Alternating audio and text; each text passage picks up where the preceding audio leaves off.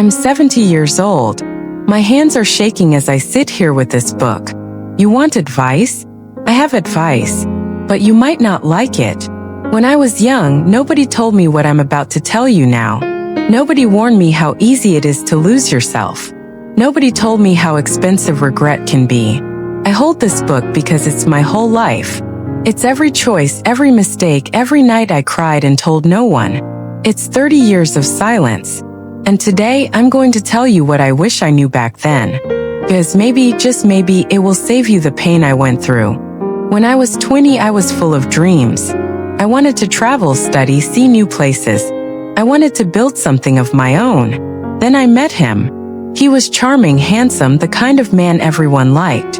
My parents smiled when they saw him. My friend said, "You found a good one." When he asked me to marry him, I said yes without thinking. We didn't wait, we just did it. I left school because we were moving. I told myself it was okay, we build our life together. By 30, I had 2 children. I woke up every morning thinking about what he wanted, not what I wanted. His career decided where we lived. His moods decided how I felt. His dreams became mine, but mine disappeared. If I could go back to that young girl, I'd sit her down, look her in the eye and say, "Don't forget who you are. Don't throw away your future just to make someone else comfortable. You can love him and still keep your own dreams alive." The first night he came home late, I laughed. He said he was busy at work and I believed him. The second night I stayed up and waited. I stood by the window watching for his car lights.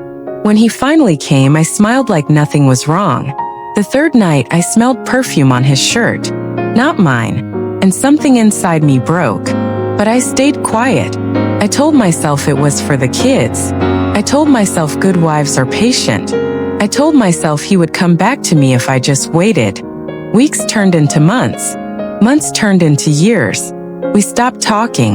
Stopped laughing. He came home when he wanted and I stopped asking questions.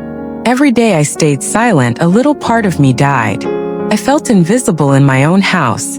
I felt like a shadow moving through the rooms. But I didn't leave. 'Cause I was afraid. Afraid of being alone. Afraid of what people would say. Afraid of starting over. Then came the night he didn't come home at all. I sat at the kitchen table from sunset until dawn. The tea went cold. The clock ticked louder and louder until it felt like it was inside my head. I thought about every choice I'd made. Every time I stayed quiet. Every night I told myself tomorrow would be better. When the door finally opened, I didn't cry. Didn't scream. Didn't ask where he was. I just asked one question. Is she worth this? He didn't answer. Didn't lie. Didn't fight. And in that silence, I heard the truth. The man I thought I married was gone. Maybe he was never there to begin with. But even then I stayed. I stayed 5 more years. 5 long, heavy years. I smiled in photos. Pretended we were fine. I told the kids, "Daddy's just tired." But inside I was breaking. I woke up every morning with a weight on my chest. I went to bed every night feeling like a stranger in my own home. I told myself I was strong. But it wasn't strength. It was fear dressed up as loyalty. I wasted 5 years waiting for him to change. He never did. If I could go back, I'd shake that woman and scream, "Stop waiting. Stop pretending. You are losing your life one day at a time." When I finally left, I had nothing. No house. No savings. Just 2 children, a small suitcase, and a broken heart. The first night in our tiny apartment, I cried until my chest hurt. Not for him, but for me. For the years I would never get back. But the next morning, I woke up and went to work. I found a job. Then another. I learned to rely on myself. I was scared every single day. But every day I felt a little stronger. A little more alive. 40, I started over. And it was the hardest thing I've ever done. But it was worth it. Because I finally got my life back. So here's my advice to you. Don't stay where you are unloved. Don't give up your dreams to keep someone else comfortable. Don't waste years waiting for someone to change. Leaving will hurt. Starting over will scare you. But regret is heavier than loneliness. And silence kills faster than pain. Choose yourself. even if it breaks your heart. Because one day you'll look back and thank yourself. I look down at the book in my lap. It's heavy, not because of the pages but because of everything it reminds me of. I run my fingers over the cover, slowly, like I'm touching my own past. Then I look up at you. Yes, at you. Because if you're watching this, I know you need to hear it. People think getting old makes you wise. Doesn't. Getting old just gives you more time to regret the choices you didn't make, the words you didn't say, the doors you never opened because you were scared. I wasted years being scared. Scared of being alone. Scared of starting over. Scared of losing everything. But you know what? I lost everything anyway, just more slowly. I look straight into the camera now. My voice is steady but my chest feels tight. So here's what I want you to know. Don't stay where you are unloved. Don't keep quiet just to keep the peace. Don't wait for someone to treat you right if they've shown you they won't. You will cry. You will feel pain. You will wonder if you made the right choice. But years later, you will look back and realize it was the only choice that kept you alive. Choose yourself. Choose your own life. Choose your happiness even if it breaks your heart to do it. Because I promise you, and I don't promise lightly, one day you'll sit where I'm sitting, you'll think back to this moment, and you will thank yourself for being brave.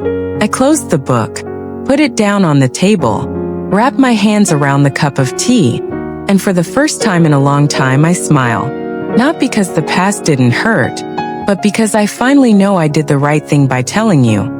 The microphone light turns off, the room goes quiet, and I whisper, don't waste your life like I did. You deserve more. Go take it. The room is quiet now. The microphone light has gone dark. But I don't move. I sit there staring at the book on the table. For a long moment I just breathe. Slow deep breaths. I feel every wrinkle on my hands, every year that brought me here. Then I look back at the camera. Even though it's off, I still speak. 'Cause maybe you're still listening. Maybe someone somewhere needs this one last part. I think about that young girl I used to be, the one who said yes too quickly, the one who gave everything and asked for nothing, the one who stayed quiet even when her heart was breaking. I wish I could hold her now. I'd tell her she was worth more than she believed, that she didn't have to earn love by suffering, that she could leave and still be okay. I lean forward, my elbows on my knees. My voice lowers, almost a whisper. If you're sitting at home right now, wondering if you should go, wondering if you should stay, wondering if it's too late to start over, listen to me. It is not too late. You are not too old. You are not too broken. I thought my life was over at 40, but it was just beginning. You can start again. You can build something new. You can be happy not someday but now. Don't wait for permission. Don't wait for someone to choose you. Choose yourself first. I pick up the cup of tea, take a small sip, close my eyes for a moment. When I open them again, I feel lighter, as if telling this story set something free inside me. I smile, soft and tired. It took me 30 years to learn this lesson. I say quietly, but you don't have to wait that long. Take back your life now, before it's too late. I put the cup down, stand up slowly from the sofa. The room is bright with daylight. The flowers on the table look fresh, alive. I glance at the camera one last time and nod. Then I turn and walk away. The frame stays empty for a few seconds. Just the book on the table, the steam rising from the tea, the soft sound of a ticking clock. Fade to black.